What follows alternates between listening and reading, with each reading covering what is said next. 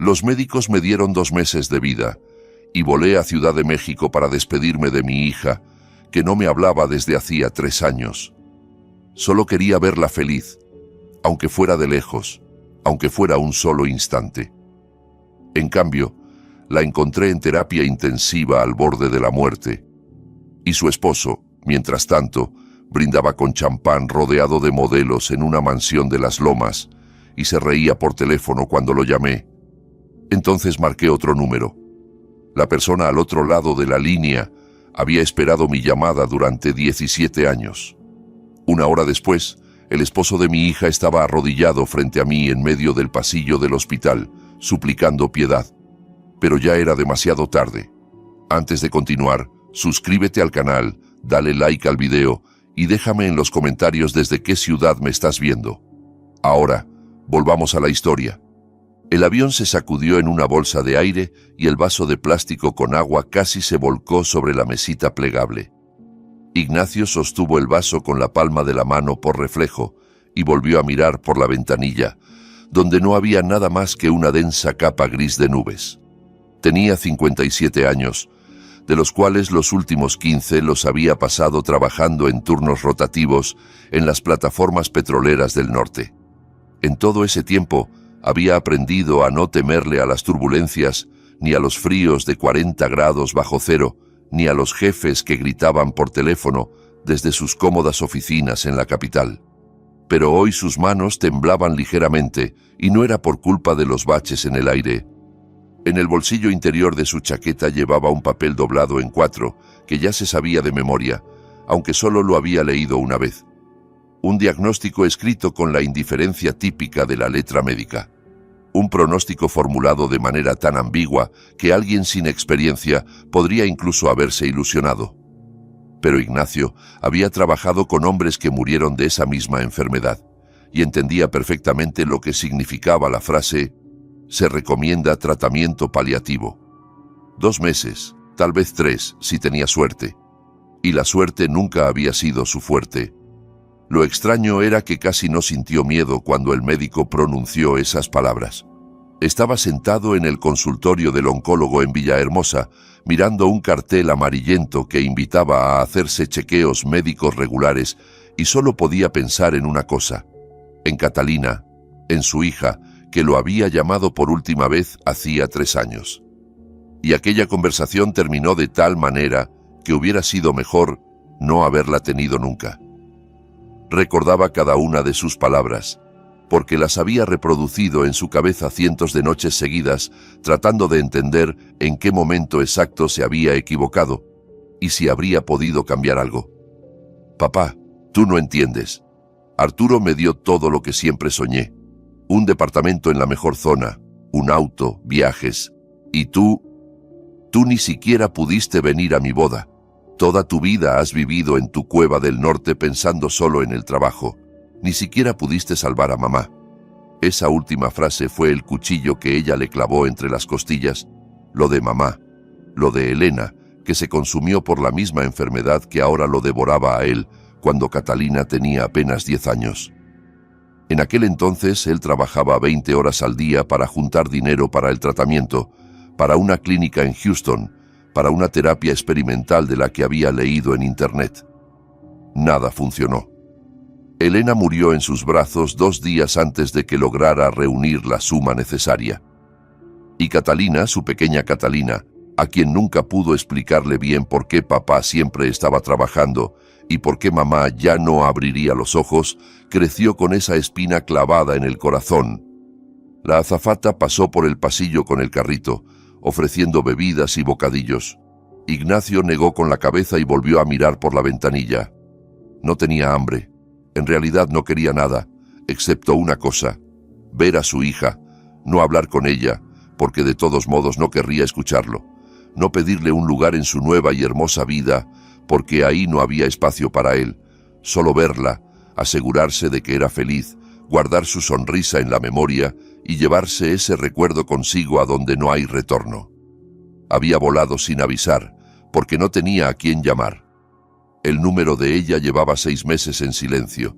No era que el número estuviera fuera de servicio, simplemente silencio, como si el teléfono estuviera apagado para siempre o lo hubieran tirado al río. Al principio Ignacio pensó que simplemente había cambiado de número y no quiso darle el nuevo. Luego empezó a preocuparse, pero rápidamente se contuvo. Era adulta, tenía un marido rico de buena familia, lo tenía todo. Simplemente no quería hablar con su padre, estaba en su derecho. Él mismo tenía la culpa.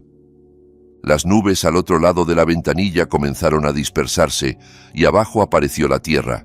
Cuadrados pardos de campos, cintas grises de carreteras, casitas de juguete de los pueblos. La Ciudad de México estaba cerca. Ignacio sacó el teléfono, que había apagado durante el vuelo, y presionó el botón de encendido por inercia. La pantalla se iluminó. Aparecieron las notificaciones del operador y de pronto el teléfono vibró con una llamada entrante. Un número desconocido de la capital. Se llevó el aparato al oído, esperando escuchar algún spam sobre créditos o encuestas. Pero la voz al otro lado era de mujer, suave y tensa, como si la persona hablara mirando a su alrededor. ¿Ignacio Valverde? Sí, soy yo. ¿Quién habla? Me llamo Verónica. Soy enfermera del Hospital General. ¿Usted es el padre de Catalina Arteaga? El corazón hizo algo extraño, como si tropezara en terreno plano y olvidara cómo seguir latiendo. Ignacio apretó el teléfono con tanta fuerza que el plástico crujió. Sí, es mi hija. ¿Qué le pasó? Necesita venir lo antes posible, solo usted. Su esposo no debe enterarse. ¿Qué significa que no debe enterarse? ¿Qué pasó? Está viva. La pausa al otro lado de la línea pareció una eternidad. Por ahora, pero realmente es mejor que venga. Ella le dictó la dirección y el número de piso, y luego la comunicación se cortó, como si alguien hubiera arrancado bruscamente el cable del enchufe. Ignacio se quedó inmóvil, mirando la pantalla apagada, sintiendo cómo algo cambiaba dentro de él. El miedo que había sentido un segundo antes no desapareció, pero se le sumó otro sentimiento. Frío y claro, como el cielo invernal sobre Coatzacoalcos. Había volado a la capital para morir, para despedirse de su hija e irse en silencio. Pero ahora los planes habían cambiado. El avión tocó la pista con un golpe apenas perceptible y los pasajeros a su alrededor comenzaron a moverse, estirándose hacia los compartimentos con el equipaje de mano. Ignacio no se levantó de su asiento hasta que el pasillo quedó casi vacío. Pensaba, tratando de asimilar lo que había escuchado. Una enfermera, no un médico, no un representante oficial del hospital, sino una enfermera que llamaba a escondidas y pedía que viniera sin que el marido lo supiera. Eso solo podía significar una cosa, algo muy malo, algo que el marido quería ocultar. Tomó un taxi en la salida de la terminal, dio la dirección y se recostó en el asiento trasero. La Ciudad de México al otro lado de la ventana era extraña e irreconocible, aunque había nacido en esta ciudad y vivido aquí los primeros 30 años de su vida. Todo había cambiado. Nuevos edificios, nuevos distribuidores viales, nuevas vallas publicitarias con rostros de personas que no conocía. La ciudad vivía su propia vida y hacía tiempo que se había olvidado de Ignacio Valverde de Villahermosa, que alguna vez caminó por estas calles con su pequeña hija sobre los hombros. El teléfono volvió a vibrar. Esta vez era un mensaje del banco sobre el cobro del taxi en su tarjeta. Ignacio miró el saldo por inercia y sonrió con amargura. Le quedaba poco dinero, pero ya no lo necesitaría. Había planeado gastar sus últimos ahorros en alquilar una habitación de hotel, ver a su hija desde lejos y comprar un boleto de regreso que probablemente no usaría. Pero ahora todo cambiaba. Ahora tenía un propósito. Sacó del bolsillo el certificado del oncólogo, lo desdobló, releyó una vez más las frías formulaciones médicas y luego rasgó el papel en pequeños pedazos lenta y cuidadosamente. 2 meses, tal vez 3. Era suficiente. Alcanzaría para todo lo necesario. Los recuerdos llegaron sin permiso, como suele pasar cuando uno va a algún lugar en silencio mirando por la ventana el mundo ajeno que pasa de largo. Catalina a los 5 años con las mejillas manchadas de mermelada, riéndose tan contagiosamente que los vecinos golpeaban la pared. Catalina a los 10, seria y callada, vestida de negro en el funeral de mamá, sosteniéndole la mano sin llorar, porque papá le había dicho que había que ser fuerte. Catalina a los 18, con su diploma con honores y los ojos brillantes, diciendo que definitivamente se convertiría en una diseñadora famosa y haría que se sintieran orgullosos del apellido de la familia. Catalina a los 25, vestida de novia blanco en una fotografía que le envió por correo con una breve nota. Me casé. Se llama Arturo. ¿Por qué no viniste?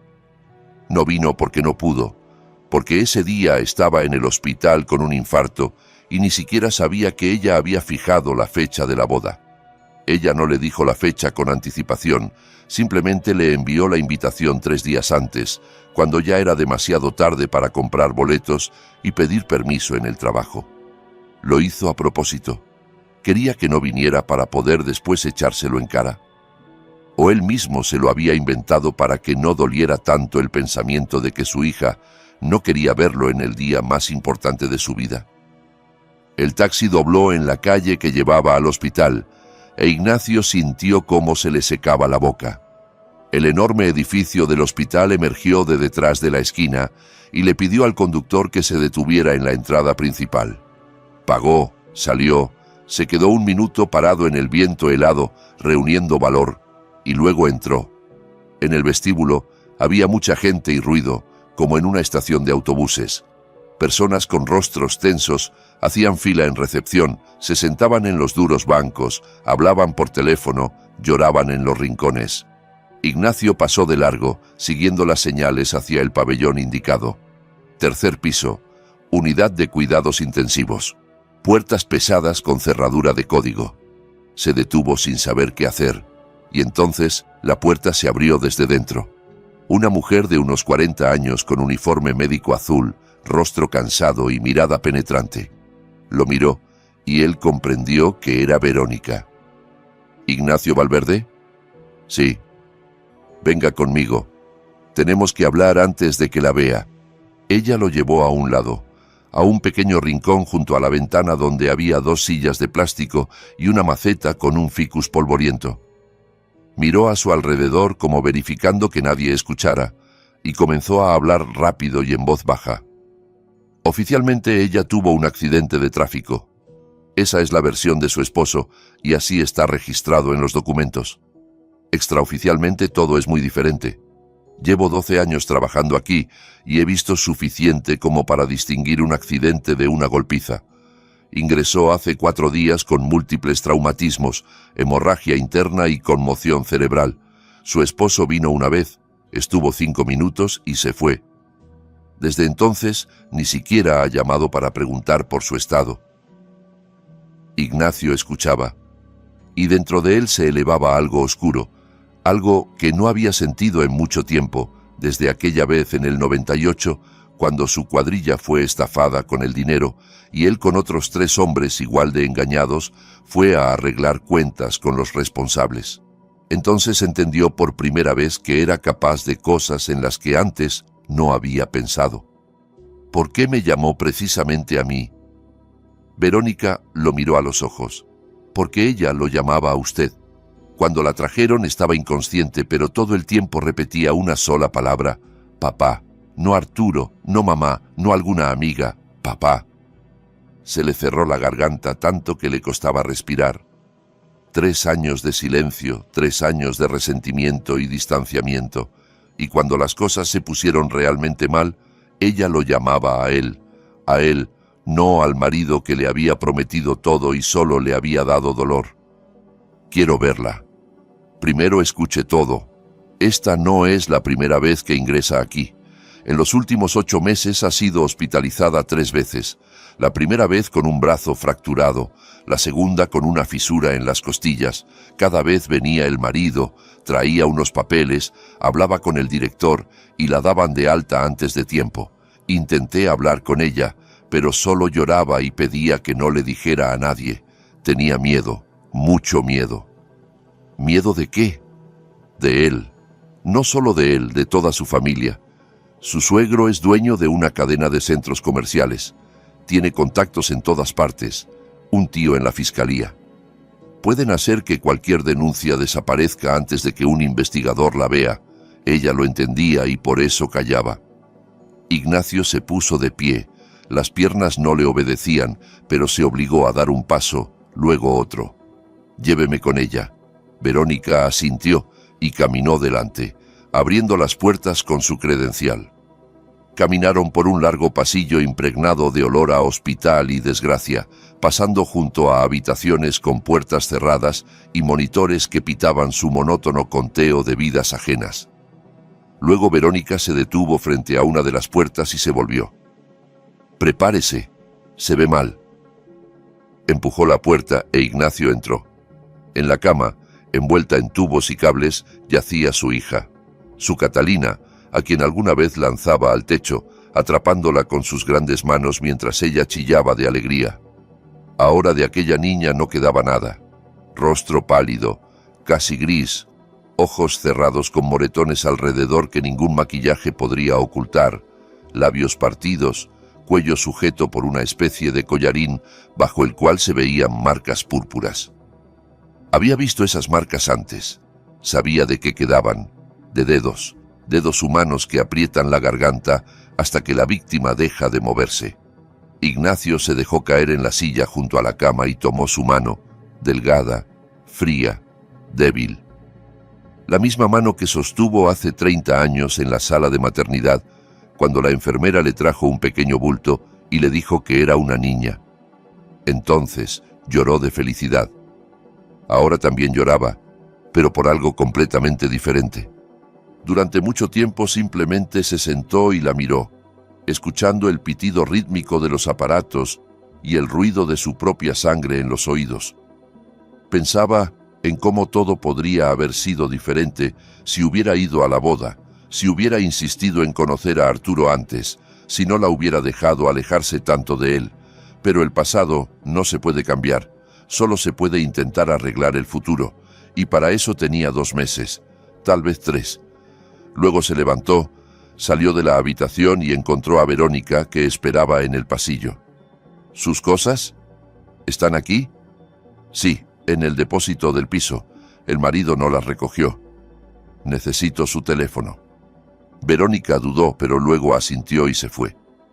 A los pocos minutos regresó con una bolsa transparente que contenía ropa, un bolso y un teléfono con la pantalla rota. Ignacio tomó el teléfono y presionó el botón.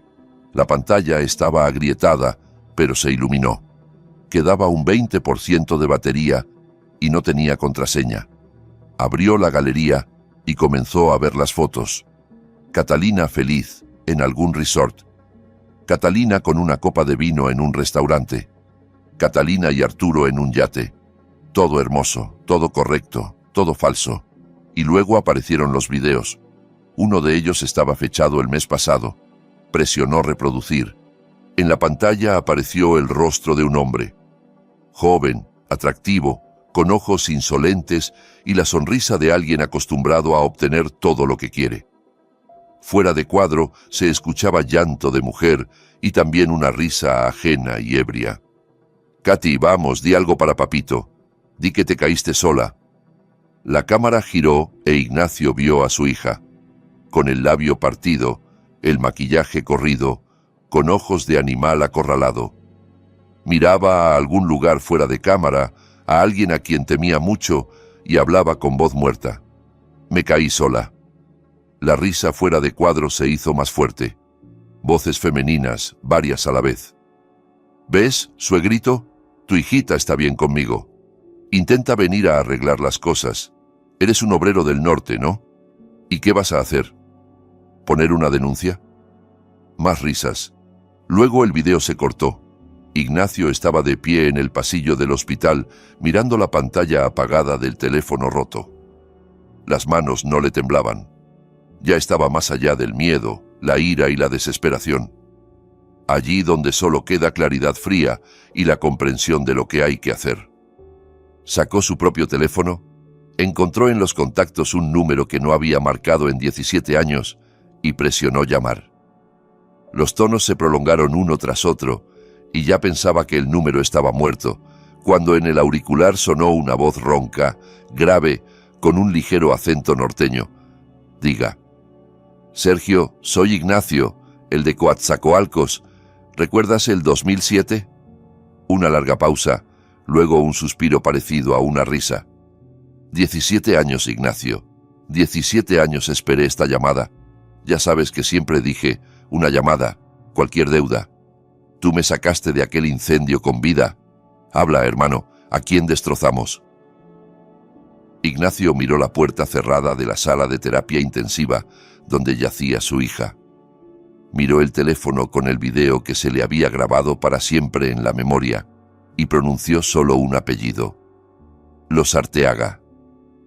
Verónica lo encontró en la cafetería del hospital en el primer piso. 2 horas después de aquella llamada, Ignacio estaba sentado en una mesa de plástico junto a la ventana. Frente a él había un vaso de café soluble que se había enfriado hacía rato y se había cubierto con una fina película. No miraba el café, no miraba por la ventana, no miraba a ningún lugar en particular. Simplemente estaba sentado y esperaba, como un hombre que ya ha tomado una decisión y ahora observa cómo el universo se reorganiza en torno a esa decisión.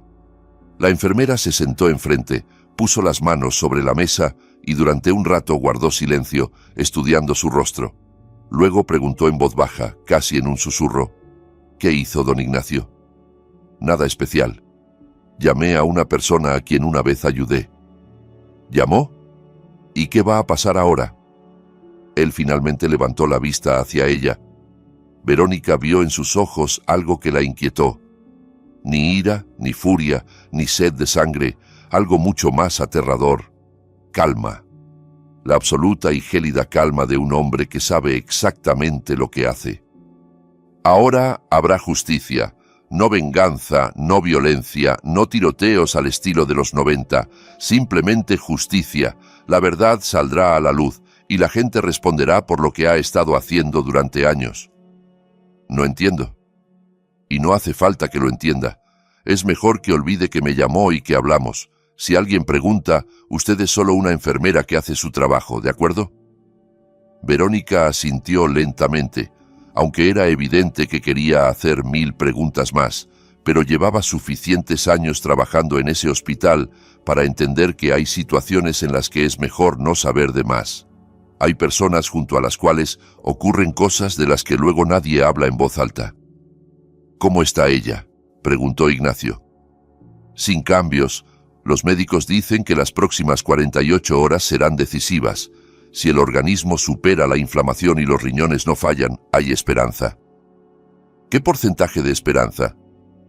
Más o menos 50%, quizás algo menos.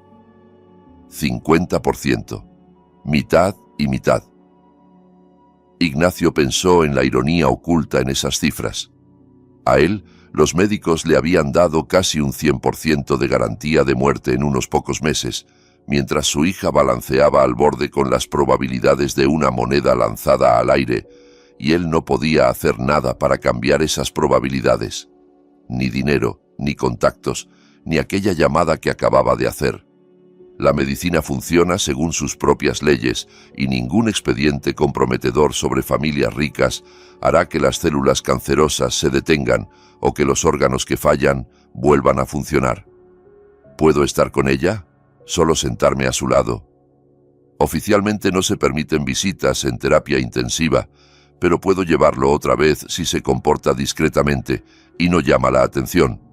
Solo por un rato. Subieron al tercer piso, pasaron por las mismas puertas pesadas con cerradura de código. En la habitación nada había cambiado. Los mismos aparatos, el mismo pitido rítmico, la misma figura pálida en la cama que alguna vez fue su pequeña niña. Ignacio se sentó en la misma silla, volvió a tomar su mano y esta vez habló en voz alta, aunque sabía que ella no lo escuchaba. Katy, soy papá. Vine. Tarde, lo sé. Demasiado tarde, como siempre. Tenías razón cuando decías que siempre llego tarde. A la boda llegué tarde, a toda tu vida adulta llegué tarde. Pero ahora estoy aquí, Y te prometo una cosa, él nunca más te tocará. Ni él, ni su padre, ni toda su familia. Creen que pueden comprar todo en el mundo, que el dinero resuelve cualquier problema. Pero hay cosas que no se compran. Hay personas a quienes les importan un bledo su dinero. Y hay una verdad que tarde o temprano sale a la luz. Cayó, siguiendo sosteniendo su mano. Afuera oscurecía. La Ciudad de México encendía sus luces, indiferente a las pequeñas tragedias humanas que se desarrollaban detrás de cada una de sus millones de ventanas. En algún lugar de esta ciudad, Arturo Arteaga celebraba otra fiesta, bebía champán caro, abrazaba modelos y no sospechaba que su vida ya había comenzado a derrumbarse, que las primeras piedras ya se habían desprendido de la montaña y rodaban cuesta abajo, arrastrando consigo una avalancha. El teléfono de Ignacio vibró, miró la pantalla, un número desconocido. Luego, otra llamada, y otra más. No contestaba, solo miraba cómo la pantalla se iluminaba una y otra vez, permitiéndose una pequeña sonrisa maliciosa. Había comenzado. Verónica se asomó a la habitación e hizo una señal de que era hora de irse. Ignacio se inclinó hacia su hija, la besó con cuidado en la frente procurando no tocar los cables y tubos. «Resiste, Katy.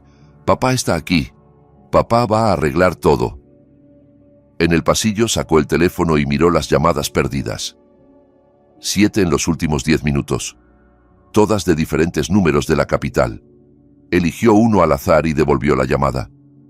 Contestaron casi de inmediato y la voz al otro lado estaba claramente alterada. «Habla Ignacio Valverde, padre de Catalina Arteaga». «Sí, soy yo. ¿Quién pregunta?» «Me llamo Andrés. Soy periodista de un medio de investigación. Recibimos materiales sobre la familia Arteaga. Materiales muy serios.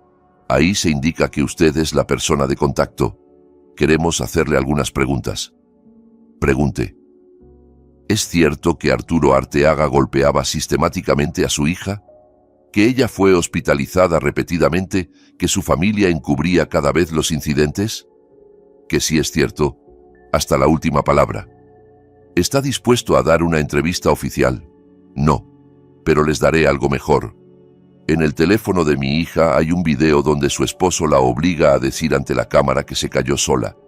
Si quieren, puedo enviárselo. Una pausa al otro lado de la línea. Eso sería muy importante para el reportaje, para la investigación. Entonces, anote la dirección de correo electrónico. En 5 minutos el video fue enviado a la dirección indicada, luego a otra y a una tercera. Ignacio devolvía las llamadas a todos los números que lo habían contactado y resultó que eran periodistas, blogueros, editores de medios de investigación. Todos habían recibido el mismo paquete de documentos sobre las maniobras financieras de la familia Arteaga. Todos querían confirmación de detalles, comentarios, y a todos ellos Ignacio les daba lo mismo: el video del teléfono de su hija y su testimonio seco y factual. No dramatizaba, no sollozaba en el teléfono, no maldecía al yerno con las peores palabras. Simplemente exponía los hechos como sabía hacerlo un hombre que durante 15 años había sido jefe de cuadrilla en las plataformas del norte y estaba acostumbrado a formulaciones claras. Fecha de la primera hospitalización, naturaleza de las lesiones, palabras de las enfermeras, reacción del marido. Todo encajaba en un cuadro completo que daba escalofríos. Cuando las llamadas finalmente cesaron, Ignacio bajó al vestíbulo y salió a la calle. El aire frío de la ciudad le quemó los pulmones y tosió prolongada y pesadamente. El cáncer se hacía presente, no lo dejaba olvidar que el tiempo era limitado. Pero ahora eso era incluso bueno. Cada ataque de tos era un recordatorio de que no tenía nada que perder. Y un hombre que no tiene nada que perder es capaz de cosas inaccesibles para quienes se aferran a la vida, a la carrera, la reputación. El teléfono volvió a sonar. Esta vez era Sergio, aquel hombre de Coatzacoalcos. «Ignacio, ¿cómo vas? ¿No te arrepentiste?» «No». «¿Por qué? ¿Hay motivo?» «Hay llamadas, muchas llamadas. El viejo Arteaga ya está contactando a todos los que conoce, tratando de entender de dónde vino la filtración. Su hijo, por lo visto, todavía no se entera. Sigue de fiesta en algún lado, ni siquiera contesta el teléfono. Eso es bueno. Escucha, quiero que entiendas una cosa. Lo que puse en marcha ya no se puede detener. Es como una bola de nieve que empieza a rodar, recoge más y más nieve, y al final se convierte en avalancha. A los Arteaga los van a sacudir mucho y a fondo. Hacienda, Fiscalía, investigación. Van a salir cosas que no le van a gustar a nadie. Estoy listo. ¿Estás listo para que esto también pueda afectar a tu hija? Al fin y al cabo, ella también era parte de esa familia. Ignacio guardó silencio, reflexionando sobre la pregunta. No había pensado en eso antes, pero ahora entendía que Sergio tenía razón. Catalina era la esposa de Arturo. Formalmente, ella también podría verse afectada si salían a la luz cuentas conjuntas, propiedades u operaciones financieras. Ella es una víctima, Sergio, no una cómplice. Cualquier investigador decente lo verá. Bien, si es así, pero yo en tu lugar buscaría un buen abogado, por si acaso. Los abogados cuestan dinero. No tengo. Tendrás. Te voy a transferir algo, no discutas. Tú me salvaste la vida. Tengo derecho a gastar parte de la mía en agradecimiento. La comunicación se cortó. Ignacio guardó el teléfono y miró el edificio del hospital, enorme e indiferente bajo la luz de los faroles. En algún lugar, allá arriba, en el tercer piso, su hija luchaba por su vida, mientras en algún otro extremo de la ciudad, su marido todavía disfrutaba de su impunidad, sin saber que el mundo a su alrededor ya estaba en llamas. Regresó adentro y encontró en el vestíbulo un rincón tranquilo donde pudo sentarse y esperar. No había nada que esperar excepto noticias de los médicos, pero no podía irse del hospital. Físicamente podía, claro, pero el alma no lo dejaba. Demasiados años había estado lejos cuando debía haber estado cerca. Ahora estaría aquí, aunque eso significara sentarse en una dura silla de plástico toda la noche y escuchar roncar a un indigente en un rincón del vestíbulo. El reloj marcaba las 9:30 de la noche cuando Verónica volvió a encontrarlo. Tenía una expresión extraña en el rostro, a la vez asustada y emocionada. ¿Ha visto las noticias? No. ¿Qué pasó? Ella le tendió su teléfono. En la pantalla estaba el feed de noticias, y el primer artículo lo hizo leer con atención. El empresario Vladimiro Arteaga, dueño de una cadena de centros comerciales, detenido para declarar en relación con una investigación por grandes maniobras financieras. Según fuentes, se trata de comisiones ilegales multimillonarias en la construcción de proyectos de infraestructura pública. Ignacio devolvió el teléfono a la enfermera. Trabajan rápido. ¿Esto lo hizo usted? Yo solo llamé. El resto lo hicieron personas que durante muchos años recopilaron información y esperaron el momento adecuado. ¿Pero por qué? Usted podía simplemente ir a la policía, poner una denuncia por las golpizas. ¿Y qué habría pasado? La denuncia habría caído en el escritorio de algún investigador que es amigo del tío de Arturo en la fiscalía. La habrían archivado, perdido, olvidado.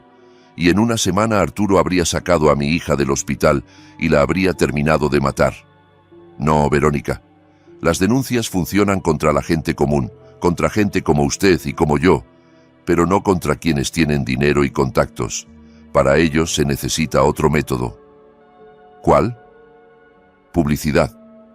Cuando todos los periódicos escriben sobre ti, cuando tu cara está en cada sitio de noticias, cuando los periodistas escarban en tu pasado y encuentran cosas que hasta tú habías olvidado, entonces ya ningún contacto ayuda.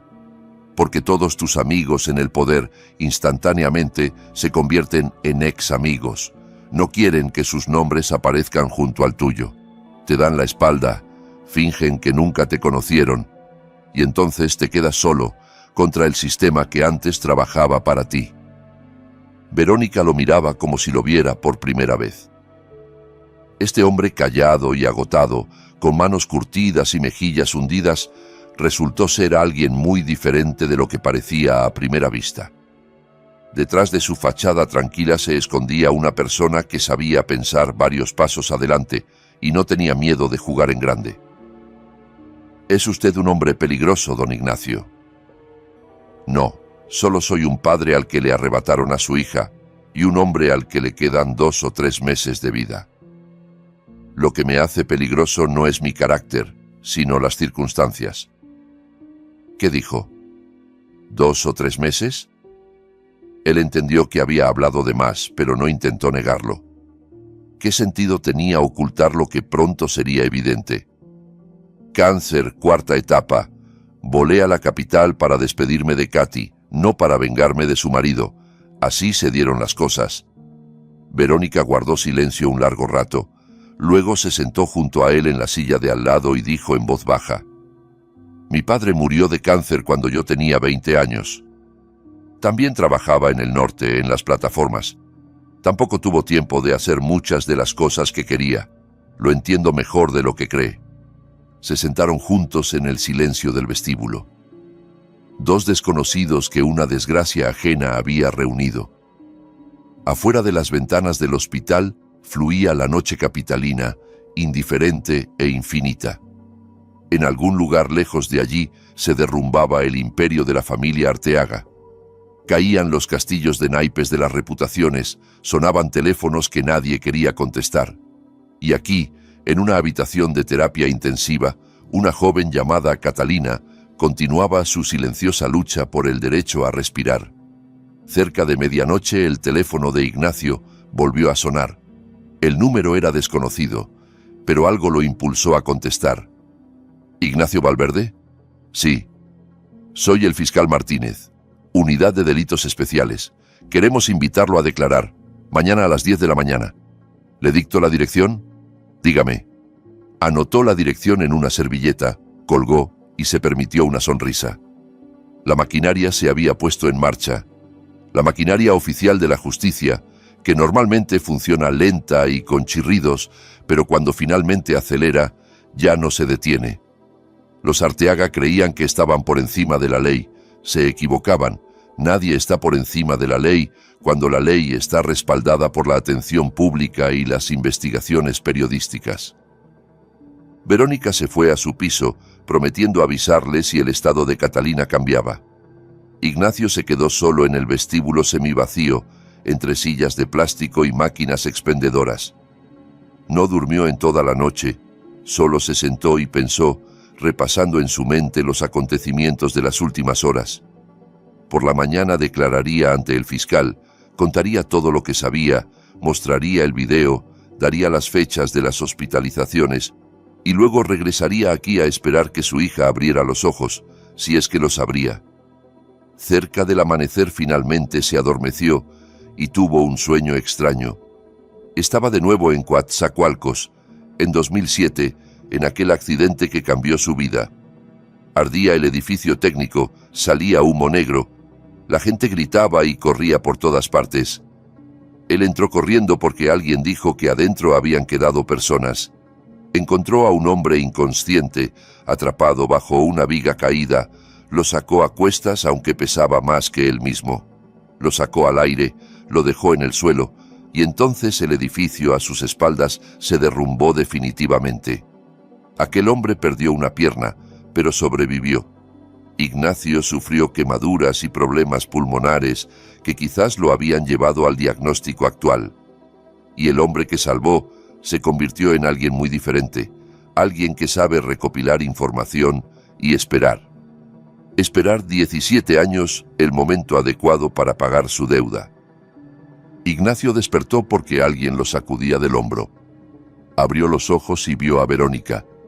Tenía el rostro pálido, pero los ojos le brillaban con algo parecido a la esperanza. Recuperó la conciencia. Por un momento, literalmente un minuto, pero preguntó por usted. Preguntó si su papá estaba aquí. Ignacio se levantó de un salto tan rápido que se le mareó la cabeza. Se agarró del respaldo de la silla para no caer y siguió a la enfermera con piernas que no le obedecían. El corazón le latía en algún lugar de la garganta, impidiéndole respirar. Había recuperado la conciencia. Preguntaba por él. Lo recordaba. En la puerta de la unidad de cuidados intensivos se detuvo para recuperar el aliento. Luego empujó la puerta y entró. Catalina yacía en la cama con los ojos cerrados, pero algo había cambiado en su rostro. No estaba tan gris como el día anterior. Y cuando él se sentó a su lado y tomó su mano, ella apretó débilmente sus dedos en respuesta. «Papá», susurró sin abrir los ojos. «Aquí estoy, Katy. Papá está aquí. No me voy a ningún lado». Una lágrima rodó por su mejilla y desapareció en la almohada. Ignacio se inclinó más cerca, sintiendo cómo le picaban traidoramente sus propios ojos. «Perdóname, papá, por todo, por aquellas palabras, por el silencio. Fui una tonta. No hace falta, descansa, recupera fuerzas. Ya hablaremos. Tenemos mucho tiempo». Mintió. Por supuesto que no tenía mucho tiempo, pero ella no tenía por qué saberlo. Ahora solo necesitaba una cosa: saber que su padre estaba cerca, que la amaban, que ya no estaba sola.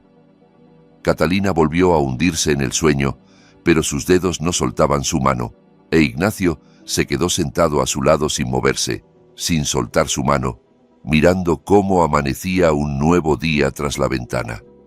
Un día en el que todo cambiaría definitivamente. En ese mismo momento en que Ignacio estaba sentado junto a la cama de su hija y le sostenía la mano, a 50 kilómetros del hospital se desarrollaba una escena muy diferente. La mansión en la zona de las lomas estaba inundada de luces. La música retumbaba tan fuerte que se oía desde las propiedades vecinas, y junto a la piscina climatizada se había instalado un grupo de una docena de personas que claramente no pensaban terminar la fiesta antes del amanecer. Arturo Arteaga, de 32 años, heredero del imperio comercial y esposo de la mujer que en ese momento luchaba por su vida en terapia intensiva, yacía en una tumbona con una copa de champán en la mano, mirando cómo dos modelos en bikini jugaban a algún juego tonto con una pelota. Estaba ebrio, pero no demasiado, justo lo suficiente para sentir una agradable relajación y no pensar en nada serio. Y de cosas serias últimamente se había acumulado bastante. Catalina estaba de nuevo en el hospital. Otra vez esos moretones, otra vez las preguntas de los médicos, otra vez la necesidad de llamar a su padre y pedirle que se encargara. Pero su padre siempre se encargaba, y todo siempre terminaba bien. Unas cuantas llamadas, un sobre a la persona indicada, y ya en los documentos aparecía accidente doméstico o consecuencias de un choque de tráfico. El sistema funcionaba como un reloj, y Arturo hacía tiempo que había dejado de preocuparse por esas minucias. Una de las modelos, una rubia de piernas largas llamada Cristina, se acercó a su tumbona y se sentó a su lado, sacudiéndose las gotas de agua de los hombros bronceados. «Arturo, ¿y tu esposa dónde está? ¿Otra vez enferma?» Él sonrió con suficiencia y dio un sorbo de champán. «En el doctor. Siempre le pasa algo. Es muy frágil. ¿Quizás le faltan vitaminas? Quizás. O cerebro».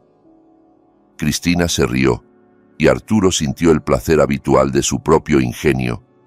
Le gustaba que las mujeres hermosas se rieran de sus chistes.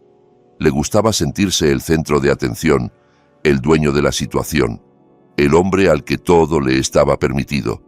Y esta noche sentía exactamente eso. El teléfono, que estaba sobre la mesita junto a la botella de Dom Pérignon, vibró por tercera vez en la última hora. Arturo miró la pantalla y vio «Papá», de nuevo su padre. Probablemente quería saber cómo iba la fiesta o recordarle la reunión con los inversionistas de mañana. No importaba, le devolvería la llamada por la mañana. Rechazó la llamada y volvió a contemplar a las modelos en la piscina. La vida era hermosa. El teléfono sonó de nuevo y esta vez Arturo finalmente contestó, porque ya era la sexta llamada seguida y empezaba a irritarlo. «Papá, ¿qué pasó? Estoy ocupado».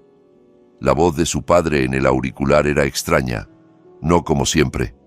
Vladimiro Arteaga siempre hablaba con seguridad, claramente, como un hombre acostumbrado a dar órdenes. Pero ahora en su voz se oía algo inusual, algo parecido al miedo. «Hijo, ¿dónde estás?»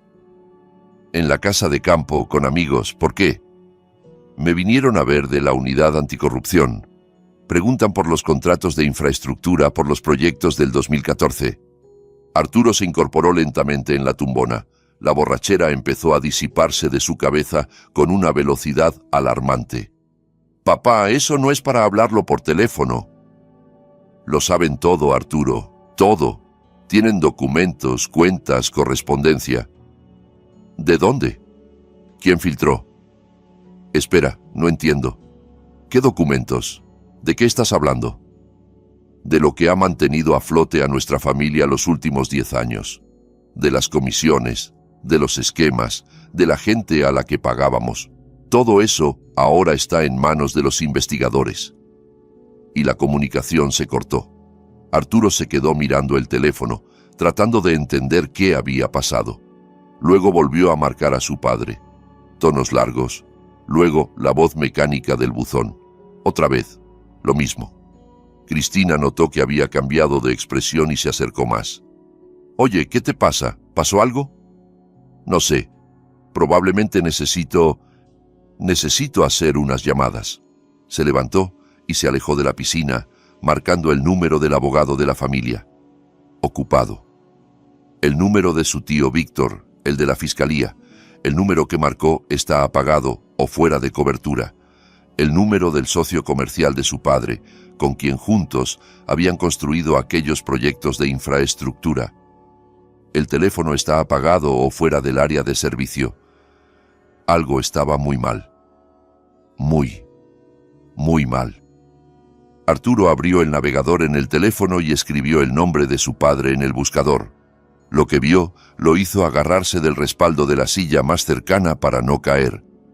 Dueño de cadena de centros comerciales detenido por sospecha de maniobras millonarias. Escándalo en torno a proyectos de infraestructura.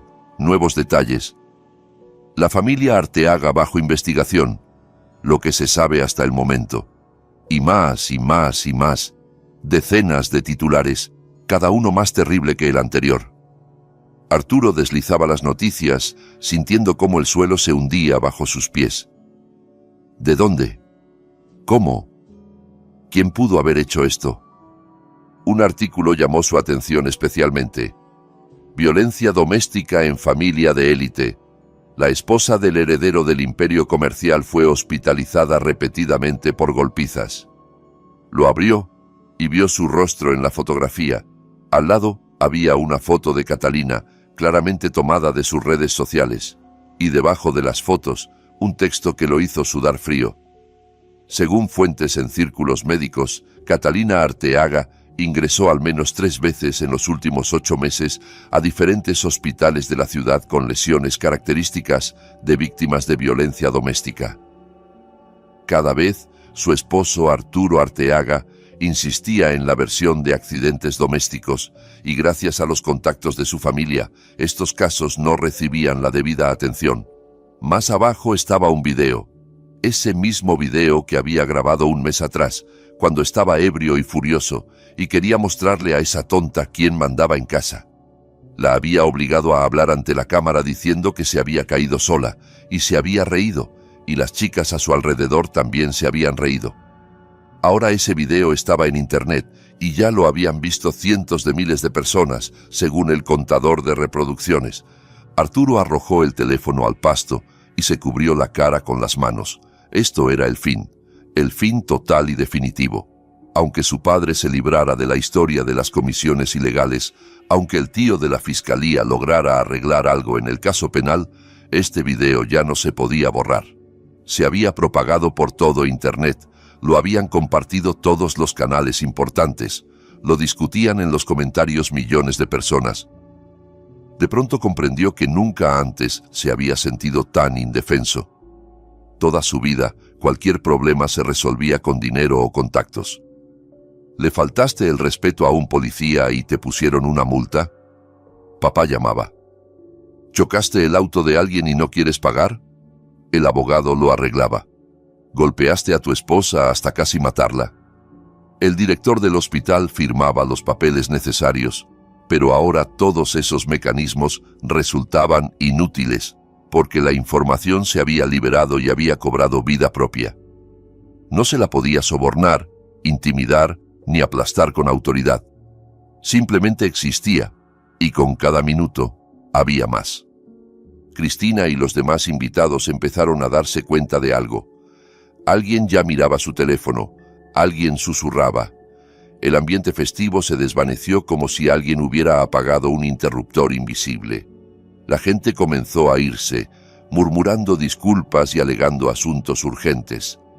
Media hora después, junto a la piscina, solo quedaba Arturo, sentado en una tumbona con una copa vacía en la mano, mirando la oscuridad. El teléfono volvió a sonar. Esta vez el número era desconocido. Arturo contestó maquinalmente sin pensar. ¿Arturo Arteaga? Sí. Soy el fiscal Martínez, Unidad de Delitos Especiales.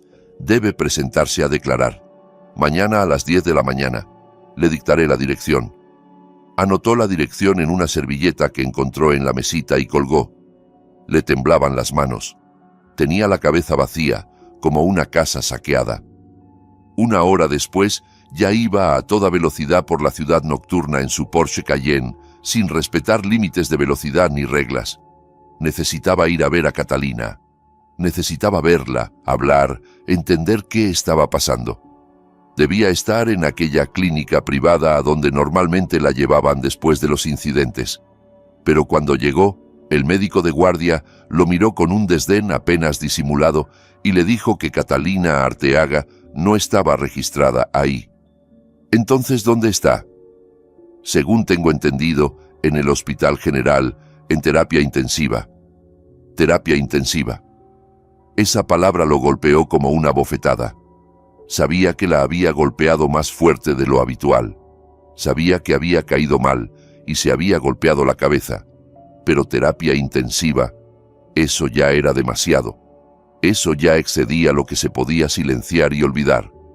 Se fue al Hospital General, violando todas las reglas posibles y por milagro sin sufrir un accidente. A la entrada del hospital estacionó directamente sobre el césped, salió del auto y se lanzó adentro. En el vestíbulo agarró del brazo a la primera enfermera que pasó y casi le gritó en la cara: «¿Dónde está terapia intensiva? Necesito ver a mi esposa, Catalina Arteaga». La enfermera retrocedió y señaló hacia los ascensores. Arturo corrió sin notar las miradas que lo seguían de todas partes. No sabía que su cara ya la reconocía la gente que había leído las noticias o visto aquel video. No entendía que para los demás ya no era el heredero de una familia rica, sino el hombre que golpeaba a su esposa y lo grababa en video. En el tercer piso lo detuvo la seguridad. 2 hombres fornidos en uniforme le bloquearon el paso y le pidieron identificación. «Soy el esposo de una paciente, deben dejarme pasar». «Un momento, vamos a verificar». Uno de los guardias llamó a algún lado, habló en voz baja, luego miró a Arturo con una expresión difícil de descifrar. «No puede ver a la paciente. Órdenes del médico tratante». «¿Cómo que no puedo? Tengo derecho, soy su esposo». El mismo esposo que la golpeó durante 8 meses seguidos. La voz vino de algún lugar a un lado. Arturo se volvió y vio a una mujer de uniforme médico, de mediana edad, con rostro cansado y una mirada que no auguraba nada bueno. «¿Y usted quién es?» «Soy la enfermera que recibió a su esposa en este hospital 3 veces. Vi sus fracturas, sus moretones, sus lágrimas. Y llamé a su padre porque alguien tenía que protegerla». El padre. Esa palabra hizo que Arturo se paralizara. Sabía que Catalina tenía un padre, un obrero del norte que no había aparecido en sus vidas durante años. Catalina a veces lo mencionaba cuando estaba especialmente deprimida, pero Arturo nunca lo tomó en serio.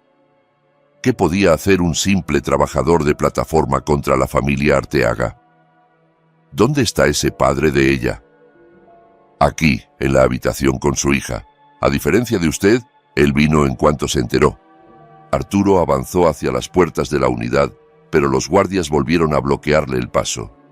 Intentó apartarlos, pero eran más fuertes de lo que parecían, y un segundo después estaba de cara a la pared con los brazos doblados en la espalda.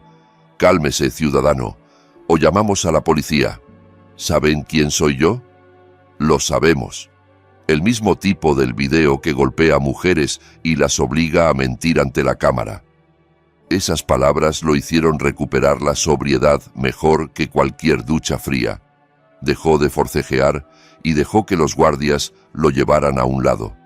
Se quedó apoyado contra la pared, respirando pesadamente, tratando de entender qué hacer a continuación.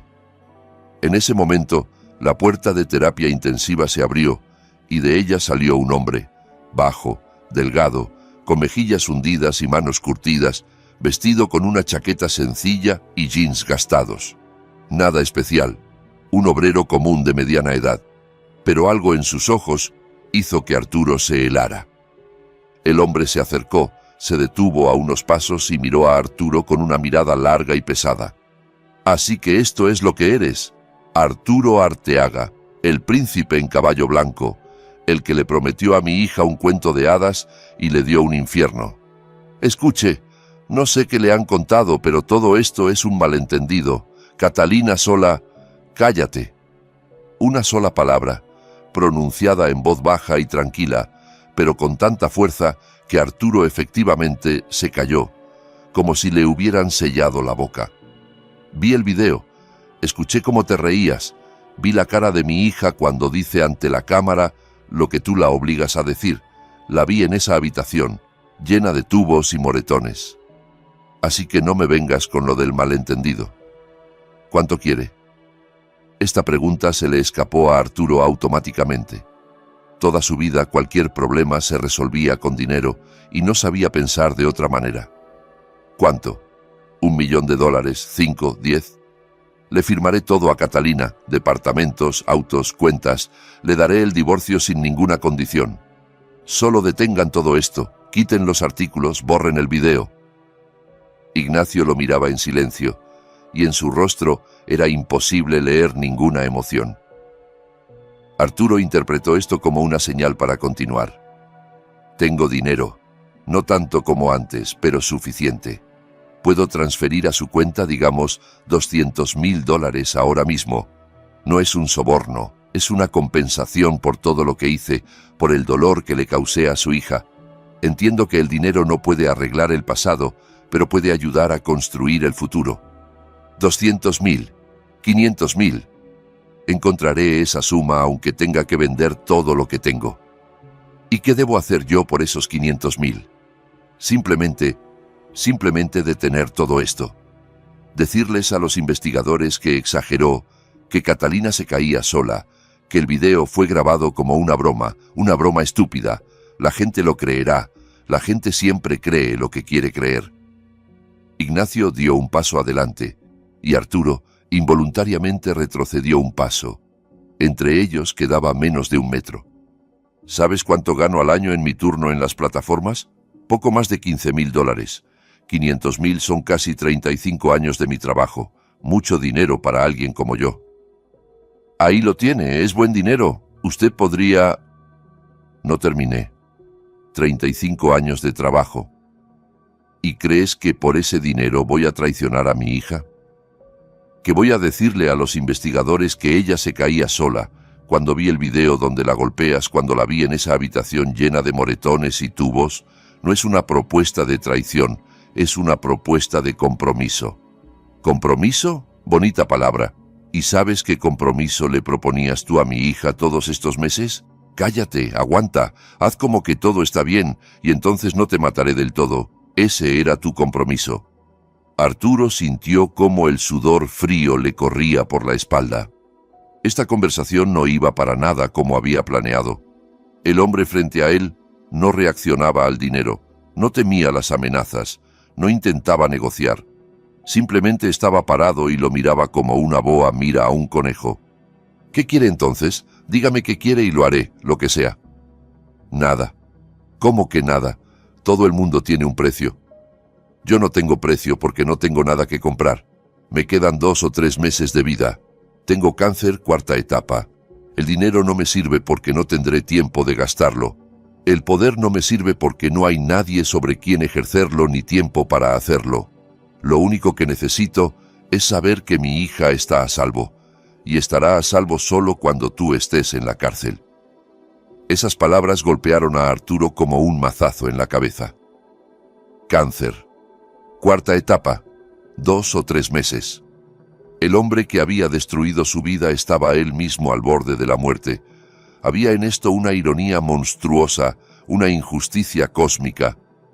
¿Habla en serio? Lo del cáncer. Absolutamente en serio. Volé a la capital para despedirme de mi hija, no para vengarme de ti, no para destruir a tu familia, solo para despedirme. Porque ella no me hablaba desde hacía 3 años y quería verla por última vez. Y en cambio, la encontré al borde de la muerte. Y entonces descubrí que la habías golpeado durante 8 meses seguidos. Las lágrimas corrían por el rostro de Arturo, pero no eran lágrimas de arrepentimiento. Era miedo en estado puro. El terror animal de una persona que por primera vez en su vida se encontraba con algo que no se puede comprar, intimidar ni destruir. Me voy a corregir, lo juro. Nunca más la voy a tocar. Voy a hacer terapia, tratamiento, lo que sea. Ya es tarde, Arturo.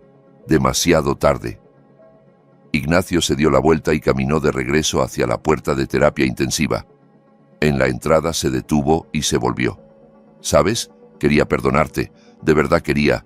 Venía aquí para simplemente llevarme a mi hija e irme, llevarla a donde no pudieras alcanzarla y darle la oportunidad de empezar de nuevo. Pero luego vi ese video y escuché cómo te reías. Te reías, Arturo, de ella, de su miedo, de su dolor. Ahí fue cuando entendí que aquí no hay nada que perdonar. Entró en el pabellón y la puerta se cerró tras él con un suave clic. Arturo se quedó sentado en el suelo, en un charco de sus propias lágrimas, bajo las miradas de los guardias y la enfermera que había llamado a su suegro. A los pocos minutos llegó la policía. Lo levantaron del suelo, le pusieron las esposas y lo llevaron hacia la salida. La gente en el vestíbulo lo grababa con sus teléfonos. Alguien gritaba insultos, alguien simplemente miraba con muda condena. El mundo de Arturo Arteaga se había derrumbado definitiva e irrevocablemente, y ningún dinero podía cambiar eso. El auto de la policía se llevó a Arturo a la delegación para declarar, pero ya unas horas después lo dejaron ir bajo palabra de no abandonar la ciudad. Formalmente, aún no le habían presentado cargos, solo tenía estatus de testigo en el caso de las maniobras financieras del padre y estatus de sospechoso en el caso de violencia sistemática. El fiscal de guardia, sin embargo, solicitó de inmediato una orden de prohibición de acercamiento a Catalina, que el juez concedió sin dudarlo. Le notificaron por escrito que no podía acercarse al hospital ni ponerse en contacto con ella mientras durara la investigación. El abogado, que logró conseguir a altas horas de la noche, le aconsejó quedarse quieto, no dar declaraciones a la prensa y esperar el desarrollo de los acontecimientos. Pero Arturo no sabía quedarse quieto ni sabía esperar. Toda su vida había estado acostumbrado a actuar, a presionar, a imponer su voluntad a través de cualquier obstáculo. Y ahora, cuando todo se derrumbaba a su alrededor, no podía simplemente cruzarse de brazos y ver cómo su existencia se convertía en cenizas. La mañana lo encontró en un departamento en La Condesa que alquilaba para encuentros de los que su esposa no debía enterarse. No había dormido en toda la noche, revisando las noticias y viendo cómo la cantidad de publicaciones sobre su familia crecía exponencialmente. Para las 8 de la mañana, el escándalo ya había sido cubierto por todos los medios importantes y el video de la golpiza a Catalina había superado los 3 millones de reproducciones. Los comentarios debajo de él, Arturo no podía leerlos, porque después de los primeros 10 empezó a temblar. El teléfono explotaba de llamadas, pero no eran amigos ni socios, periodistas, blogueros, gente desconocida que quería obtener comentarios o simplemente descargar su odio. Arturo silenció el teléfono y lo tiró en el sofá, pero eso no lo hizo sentir mejor. Intentó comunicarse con su padre, pero Vladimiro Arteaga seguía sin estar disponible. Según las noticias, lo habían detenido para interrogatorio y aún no lo habían soltado. El tío Víctor de la fiscalía no contestaba las llamadas desde hacía 2 días. Los socios comerciales que ayer lo llamaban hermano y juraban amistad eterna parecían haberse evaporado de la faz de la tierra. Por primera vez en su vida, Arturo entendió lo que significaba estar verdaderamente solo. Cerca de las 10 de la mañana tomó una decisión. Tenía que volver al hospital y hablar con su suegro de persona a persona, sin histeria ni amenazas. Tal vez todavía no fuera tarde para negociar. Tal vez ese obrero del norte simplemente no entendía con quién se había metido y se le podía convencer de que retrocediera. Al fin y al cabo, todas las personas tienen su precio, absolutamente todas.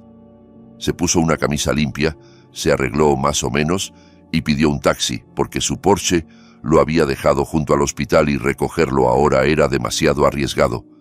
El taxista lo reconoció en el camino y durante todo el trayecto le lanzaba miradas de reojo por el espejo retrovisor, pero no dijo nada. Arturo fingió no darse cuenta. En la entrada del hospital se agolpaban periodistas con cámaras. Alguien había filtrado la información de que la víctima de violencia doméstica se encontraba precisamente ahí, y ahora acechaban esperando obtener tomas exclusivas. Arturo rodeó el edificio por el otro lado y entró por la entrada de servicio que recordaba de visitas anteriores. El vestíbulo estaba lleno de gente como siempre. Nadie le prestó atención porque aquí todos tenían sus propios problemas y su propio dolor. Arturo subió al tercer piso y se detuvo frente a las puertas de la unidad de cuidados intensivos. No había guardias. Probablemente habían cambiado de turno después de la noche. Empujó la puerta y entró. Un largo pasillo con habitaciones a ambos lados. Olor a medicinas y desinfectante, el suave pitido de monitores detrás de las puertas cerradas. Arturo caminó lentamente, asomándose a cada habitación a través de las ventanillas de vidrio, hasta que encontró la que buscaba. Catalina yacía en la cama, todavía conectada a los aparatos, pero algo había cambiado. Estaba consciente, tenía los ojos abiertos y miraba a algún lugar del techo mientras una enfermera revisaba las lecturas de los monitores. Junto a la cama estaba sentado aquel hombre, su padre.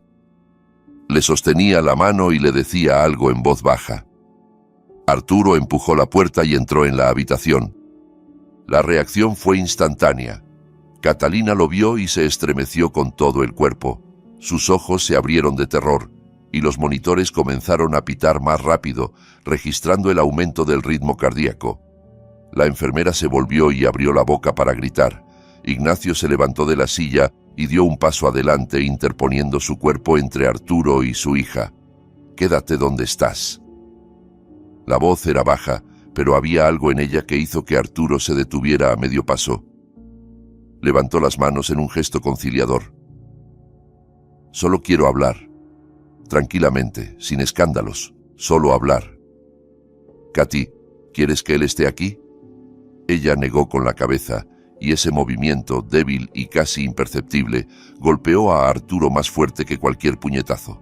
Hace 3 años esta mujer lo miraba con adoración. Hace 2 años todavía intentaba justificarlo. Hace 1 año comenzó a temerle. Y ahora en sus ojos solo había miedo y repugnancia. «Llamen a seguridad», le dijo Ignacio a la enfermera, y ella salió corriendo de la habitación.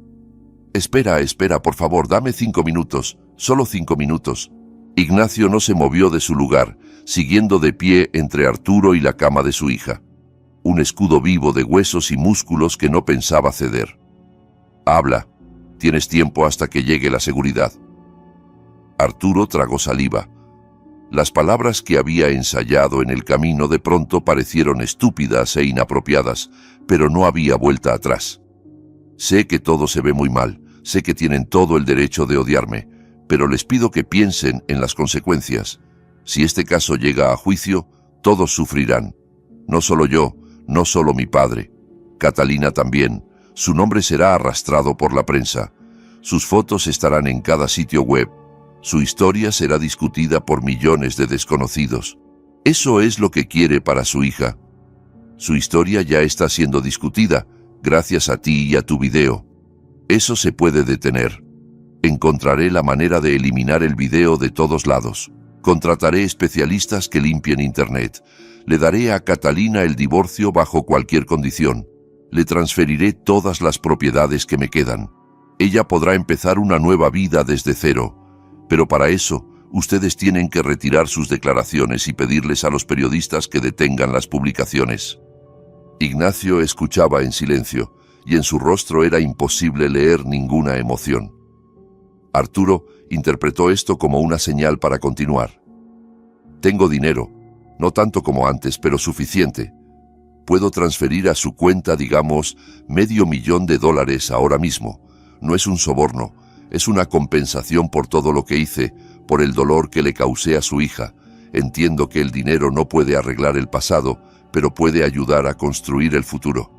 $500,000, $1 millón. Encontraré esa suma aunque tenga que vender todo lo que tengo. ¿Y qué debo hacer yo por ese $1.000.000? Simplemente detener todo esto. Decirles a los investigadores que exageró, que Catalina se caía sola, que el video fue grabado como broma, como un juego estúpido. La gente lo creerá. La gente siempre cree lo que quiere creer. Ignacio dio un paso adelante y Arturo involuntariamente retrocedió. Entre ellos quedaba a menos de 1 metro. ¿Sabes cuánto gano al año en mi turno en las plataformas del norte? Poco más de $15,000. $1 millón son más de 60 años de mi trabajo. Mucho dinero para alguien como yo. Ahí lo ve, es muy buen dinero. Usted podría... No terminé. 60 años de trabajo. ¿Y crees que por ese dinero voy a traicionar a mi hija? ¿Que le voy a decir a los investigadores que ella se caía sola cuando vi el video donde la golpeas, cuando la vi en esa habitación llena de moretones y tubos? Arturo cayó de rodillas literalmente en medio de la habitación del hospital, sobre el frío linóleo, bajo la mirada del hombre al que había despreciado y considerado insignificante. Por favor, se lo suplico, haré todo lo que me diga, haré terapia, nunca más levantaré la mano contra ella, le informaré de cada paso que dé. Solo no me mande a la cárcel, por favor. Las lágrimas corrían por su rostro y eran lágrimas reales, no fingidas. Por primera vez en su vida lloraba de miedo al futuro, que se le presentaba como un agujero negro. La cárcel, la vergüenza, la pérdida de todo lo que tenía y ninguna esperanza de volver a su vida anterior. Ignacio lo miraba desde arriba y en sus ojos había algo extraño. No el triunfo del vencedor, no la malicia. Algo parecido al cansancio y la tristeza.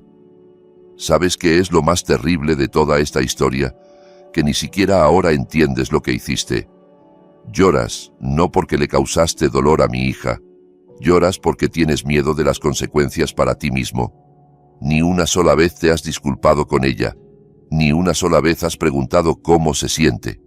Solo piensas en ti mismo, incluso ahora, estando de rodillas. No es así. Yo amo a Catalina. A mi manera. Pero la amo. A tu manera. Exactamente. A tu manera significa golpearla cuando te irrita, humillarla cuando quieres sentirte poderoso, encerrarla en casa para que no se atreva a quejarse. Eso no es amor, Arturo. Eso es una enfermedad. Y sinceramente espero que en la cárcel te obliguen a tratarte. La puerta de la habitación se abrió de golpe y entraron los guardias, seguidos de 2 policías. Levantaron a Arturo del suelo, le pusieron las manos en la espalda y le colocaron las esposas. Arturo Arteaga queda detenido por sospecha de violar las condiciones de la prohibición de acercamiento e intento de presión sobre la víctima. Tiene derecho a guardar silencio. Todo lo que diga puede ser usado en su contra en el tribunal. Se lo llevaron hacia la salida. En la puerta se volvió. Catalina lo miraba desde la cama y en sus ojos no había miedo ni odio. Solo vacío. El vacío de una persona que ya no siente nada hacia su torturador. Katy, perdóname, por favor, perdóname. Ella se volvió hacia la pared y cerró los ojos.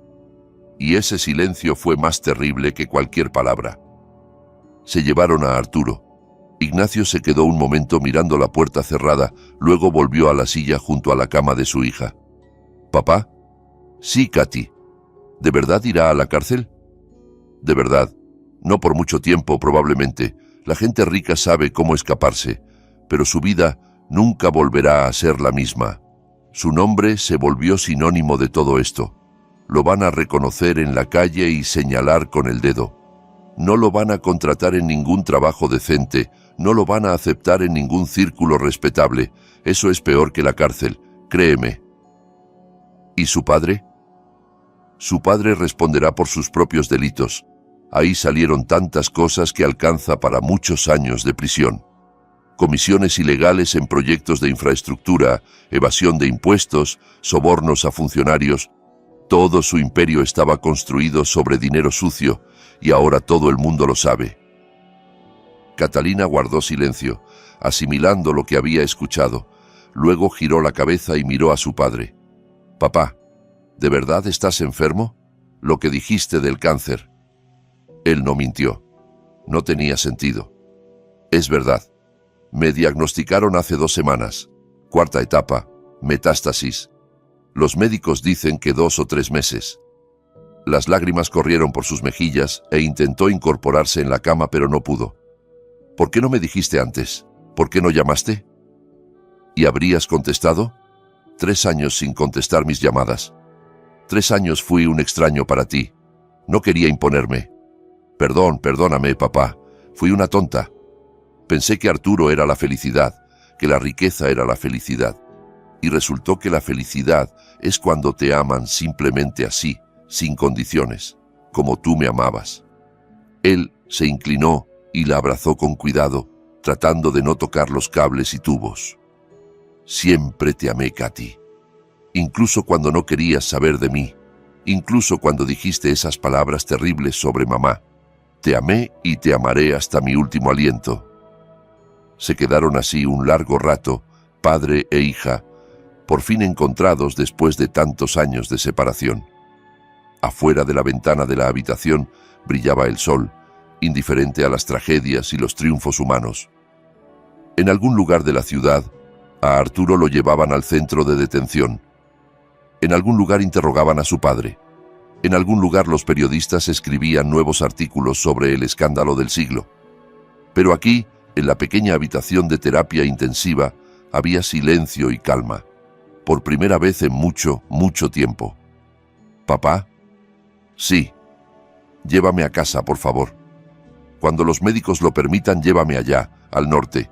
Quiero ver la aurora boreal». Él sonrió, y fue la primera sonrisa genuina en muchos días. «Te llevaré, te lo prometo». El mes pasó como un solo día largo, lleno de acontecimientos. A Catalina la trasladaron de terapia intensiva 1 semana después de que se llevaron a Arturo al centro de detención. Luego vino una habitación común, largas horas de recuperación, interminables visitas de médicos y procedimientos que la agotaban como si descargara vagones. Pero a su lado siempre estaba su padre. Llegaba cada mañana y se iba solo al anochecer, cuando las enfermeras prácticamente lo echaban del piso. Ignacio alquiló una pequeña habitación en un hostal cerca del hospital, porque no tenía dinero para un hotel decente. Sergio, aquel hombre de Coatzacoalcos, le transfirió una suma que hizo que a Ignacio se le abrieran los ojos de asombro, pero solo tomó una pequeña parte, justo lo necesario para alojamiento y comida. El resto pidió que lo guardaran para Catalina para el futuro, cuando se pusiera de pie y comenzara una nueva vida. Las noticias sobre la familia Arteaga seguían resonando en todo el país. Vladimiro Arteaga fue arrestado oficialmente y se le presentaron cargos por varios delitos, incluyendo evasión de impuestos en escala masiva y soborno a funcionarios públicos. Sus abogados intentaron conseguir arresto domiciliario, alegando la edad y el estado de salud del acusado, pero el tribunal lo rechazó. Había demasiadas pruebas, el escándalo había sido demasiado ruidoso, la opinión pública seguía el proceso con demasiada atención. A Arturo le presentaron cargos por golpizas sistemáticas y lesiones graves. Aquel video que había grabado mientras se reía y se burlaba de su esposa se convirtió en la prueba principal de la acusación. Lo mostraban en el tribunal, lo mostraban en las noticias, lo discutían en cada programa de televisión.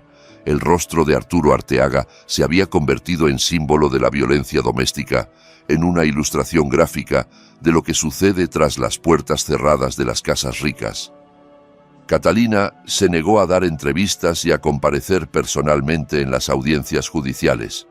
Su testimonio fue grabado en video en el hospital, en presencia de un abogado y un psicólogo, y eso fue suficiente. Habló en voz baja, a veces deteniéndose para contener las lágrimas que la embargaban, pero lo contó todo. El primer golpe, que ocurrió 3 meses después de la boda, las disculpas y las promesas que nunca se cumplían, el miedo que se convirtió en su compañero constante, la sensación de desesperanza cuando entiendes que nadie va a ayudar porque tu torturador tiene demasiado dinero y contactos. Ignacio se sentó a su lado mientras grababan su declaración y le sostuvo la mano. No lloró, aunque por dentro todo se le revolvía de dolor por su hija. Simplemente estuvo ahí, como debió haber estado todos esos años, pero no estuvo, porque ella misma lo había alejado, porque él se lo permitió, porque la vida resultó así y no de otra manera. Cuando finalmente dieron de alta a Catalina del hospital, se fueron ese mismo día. Ignacio compró 2 boletos de avión a Villahermosa, y Catalina no dijo ni una palabra en contra. Simplemente asintió cuando él preguntó si estaba lista, recogió sus pocas pertenencias en una pequeña maleta y salió de la habitación sin mirar atrás. La Ciudad de México, que alguna vez le pareció la ciudad de sus sueños, ahora solo le provocaba el deseo de huir lo más lejos posible y no regresar nunca. En el aeropuerto la reconocieron. Una mujer se acercó a Catalina y le dijo que admiraba su valentía, que era una valiente por haberse escapado de esa pesadilla. Catalina le agradeció y pasó rápidamente hacia la puerta de embarque, ocultando su rostro detrás de lentes oscuros. Ignacio caminaba a su lado, listo en cualquier momento para protegerla de miradas y preguntas ajenas. El avión despegó hacia el gris cielo de la capital y Catalina finalmente se permitió relajarse. Miraba por la ventanilla la ciudad que se alejaba abajo y pensaba en lo extraña que es la vida. Hace apenas un mes yacía en terapia intensiva sin saber si sobreviviría. Hace apenas un mes, su padre era para ella un extraño al que despreciaba y culpaba de todas sus desgracias. Y ahora volaba con él al sur, a un lugar que alguna vez llamó su cueva. Y ese lugar le parecía el único rincón seguro en todo el mundo. ¿Papá? Sí, Katy. Cuéntame del sur. ¿Cómo es? Ignacio sonrió y comenzó a contar. De la selva interminable que en temporada de lluvias se llena de verde hasta el horizonte, del río que serpentea entre la vegetación como una cinta de plata, del pequeño pueblo donde todos se conocen y nadie cierra las puertas con llave, del silencio, tan profundo y pleno que al principio parece ensordecedor, y luego se convierte en el sonido más hermoso del mundo. Catalina escuchaba y por primera vez en muchos años sentía algo parecido a la calma.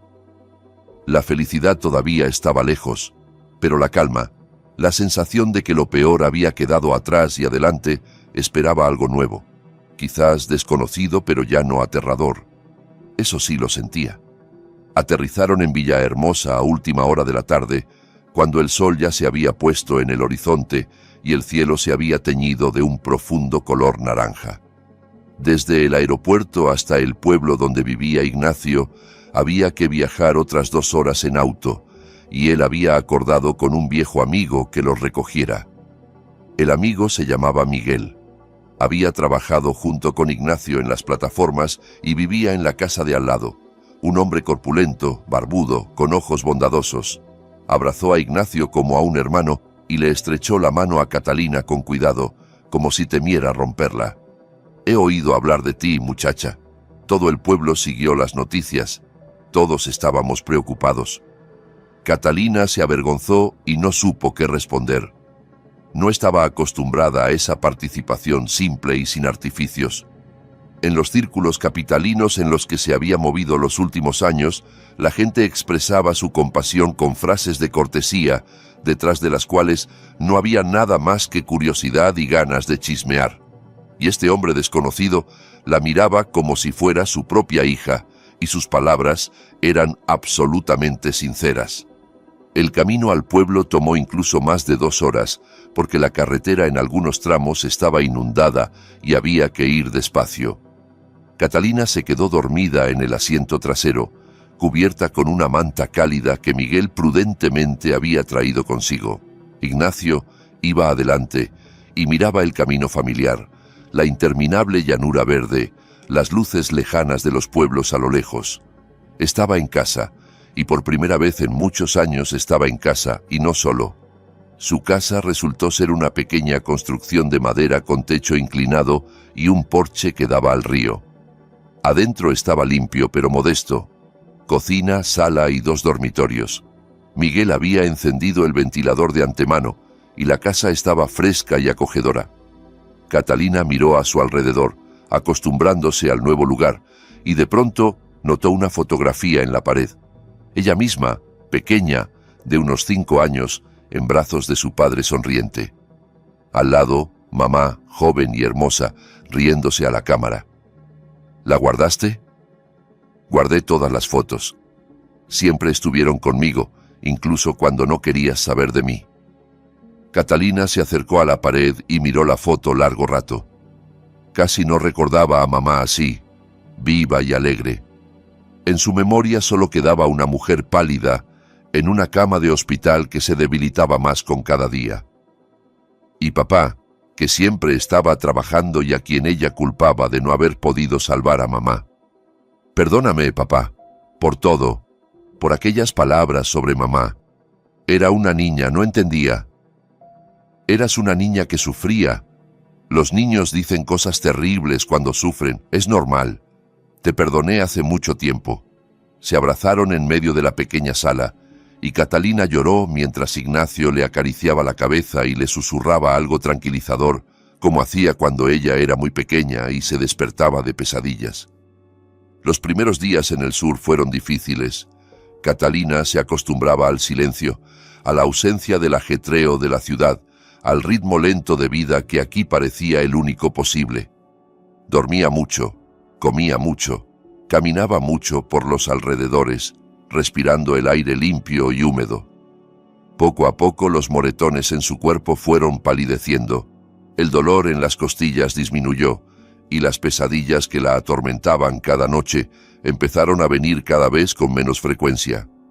Ignacio estaba cerca, pero no presionaba, no intentaba forzar los acontecimientos.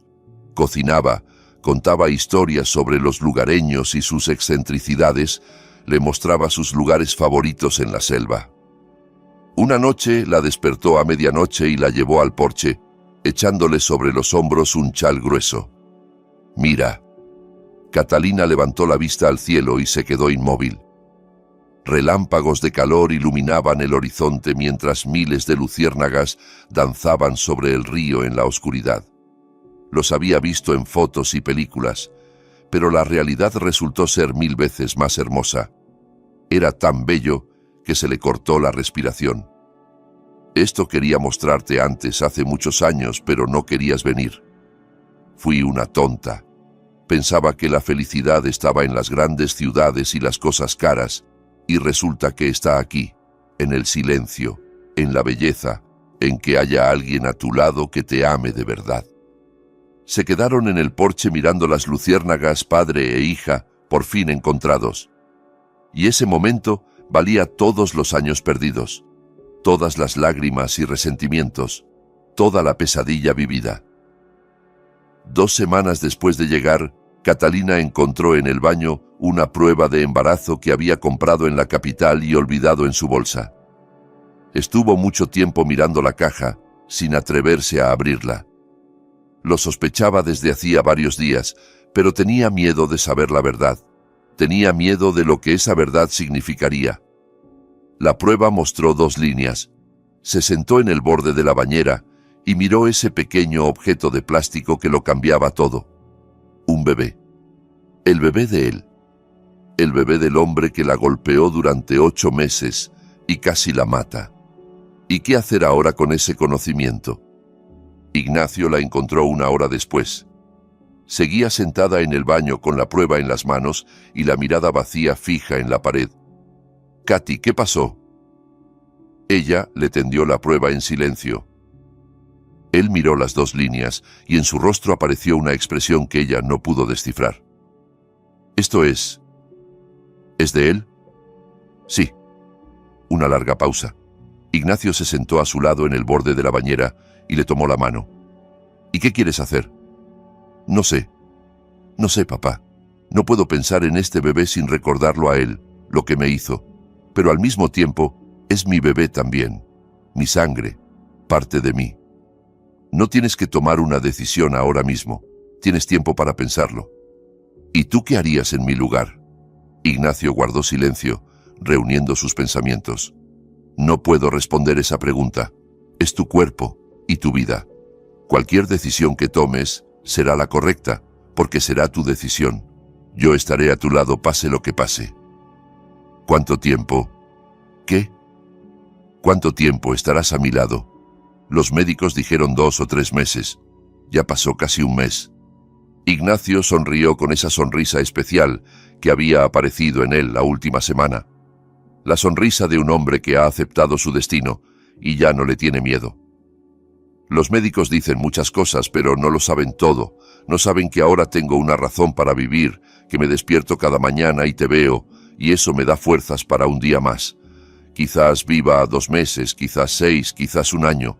Nadie sabe con certeza, pero el tiempo que me quede lo pasaré contigo. Catalina se abrazó a él y lloró, pero ya no eran lágrimas de desesperación, sino lágrimas de alivio. Lágrimas de una persona que finalmente entendió que no estaba sola. Pasó otra semana. Catalina pensó mucho, caminó mucho por la selva, habló mucho con su padre sobre el pasado y el futuro, y una mañana despertó con la sensación de que la decisión había llegado sola, desde algún lugar dentro de ella, desde lo profundo de su alma. Salió al porche, donde Ignacio tomaba café y miraba la interminable llanura verde. «Papá, he decidido». «¿Y qué decidiste?» «Voy a tener al bebé. No es su culpa tener ese padre. Es mi hijo, y lo voy a amar. Y haré todo para que nunca sea como Arturo. Lo criaré diferente». Ignacio dejó la taza y miró a su hija. En sus ojos brillaban lágrimas, pero sonreía. «Eres fuerte, Katy, más fuerte de lo que yo pensaba, más fuerte de lo que tú misma pensabas. Es porque estás a mi lado, porque ya no estoy sola». Él se levantó y la abrazó. Se quedaron en el porche, abrazados, mirando el cielo del sur que comenzaba a aclararse en el este. Un nuevo día, una nueva vida, una nueva esperanza. Ignacio Valverde vivió otros 14 meses, mucho más de lo que habían predicho los médicos. Vio cómo el vientre de su hija se redondeaba con cada mes.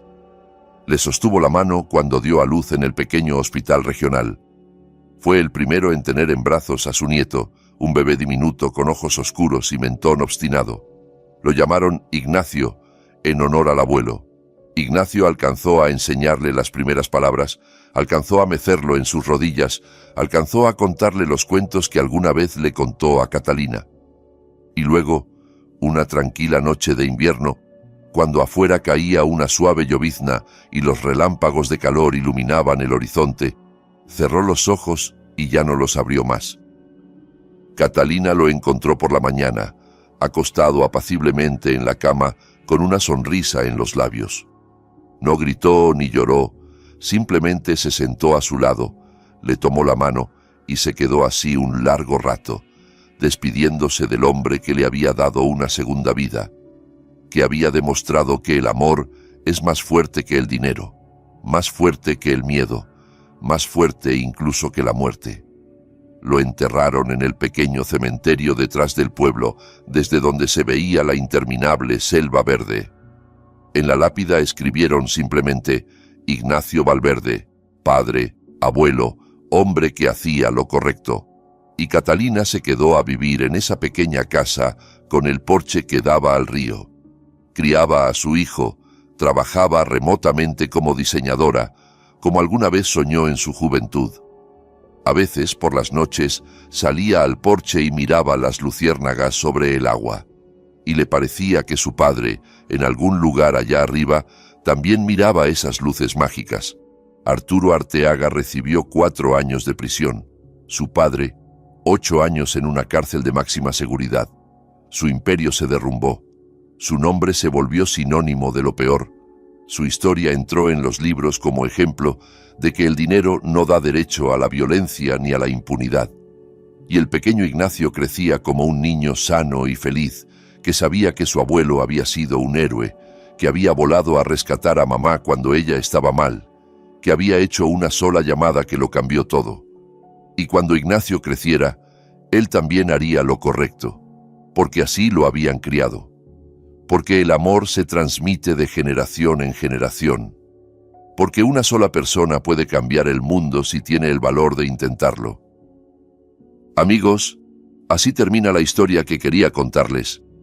Una historia sobre cómo la verdadera fuerza no está en el dinero ni en los contactos, sino en el amor y la disposición de proteger a quienes nos importan. Una historia sobre cómo la justicia es posible incluso cuando parece que todas las puertas están cerradas. Una historia sobre cómo nunca es tarde para volver con quienes amamos y nunca es tarde para empezar de nuevo. Si esta historia tocó algo en tu corazón, si te preocupaste por los personajes y te alegraste de sus victorias, por favor dale like y suscríbete al canal. Tu apoyo me ayuda a crear nuevas historias y compartirlas contigo.